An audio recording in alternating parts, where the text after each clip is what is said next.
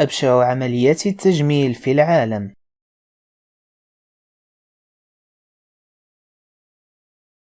ريكي الرجل الزومبي. أصبح الشاب ريكي هو أحد المواطنين الكنديين بمدينة مونتريال، واحدا من أشهر شخصيات الإنترنت، حيث ظهر مؤخرا بشكل يبدو فيه مثل الزومبي. عندما ترى ريك فإنك لا تستطيع التفرقة بين شكله الخارجي وشخصيته الداخلية، حيث أنك ستلاحظ اتساقا بين الاثنين. وقد كلفه هذا التحول مبلغا قدره 4 ملايين دولار، أي ما يعادل 15 مليون ريال سعودي.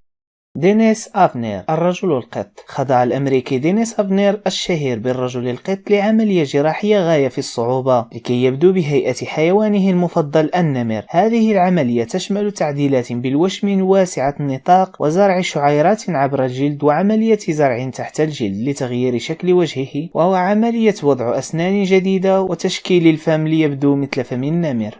توم ليبرد الرجل الفهد. بعد أن حقق الرقم القياسي بموسوعة جينيس من قبل كأشهر رجل وشم في العالم، أذهل توم ليبرد البالغ من العمر 73 سنة الناس بوشم النمر الجديد الذي يغطي جسده كاملا، والذي كلفه 5.5 مليون دولار. ثم بعد ذلك ذهب ليبرد للإقامة في كوخ على إحدى الجزر الاسكتلندية مرة كل أسبوع، لكنه يقرر بالنهاية الإقامة مع أحد الأصدقاء عام 2008 في مدينة اسكتلندا. وعن حياته الغريبة يقول ليبرد: لم تعد هذه الحياة تناسبني بعد أن أصبحت عجوزا.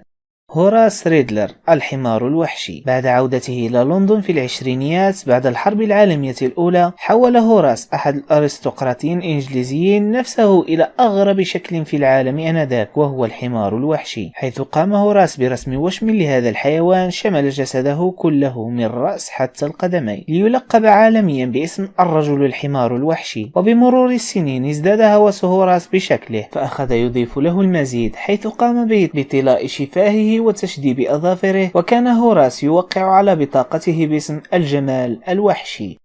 إيلين دافيدسون أشهر امرأة مثقوبة في العالم. أدرج اسم البرازيلية إيلين دافيدسون في موسوعة جينيس عام 2000 كصاحبة أكثر عدد من الثقوب المتدلي منها الحلي في العالم، حيث قامت إيلين بعمل 462 ثقبا، منها 192 ثقبا بالوجه فقط، ثم زادت عدد الثقوب عام 2005 إلى 500 ثقب. كما قدر وزن الحلي الذي تضعه بنحو 3 كيلوغرامات، وفي 2009 وصلت عدد الثقوب بجسد إيلين إلى 6005 ثقب. باول لورانس اللغز. يشتهر الأمريكي باول لورانس بأنه ممثل وموسيقي صاحب وشم شهير يغطي جسده بالكامل، كما اشتهر أيضا بقيامه بأشياء غريبة مثل ابتلاع سيف ودفع شيء ثقيل الوزن بطرف أنفه إلى الأعلى، وهو صاحب الاسم المستعار اللغز. إتيان دومون فن الحياة، وهو أحد ناقدي الفن والثقافة في إحدى الصحف الصادرة بمدينة جنيف في سويسرا. وقد قام دومون بتغطية جسده كاملا من الرأس حتى القدمين بالوشم، كما قام بعملية زرع السيليكون تحت الجلد التي تعطي مظهر القرون الدائرية، والتي يصل قطرها إلى 2.7 إنش بكل أذن. وفي النهاية، لا تبخلوا علينا بإعجاب لتقييمنا أو تعليق صغير لدعمنا، ولا تنسوا الاشتراك في القناة لتصلكم كل حلقاتنا.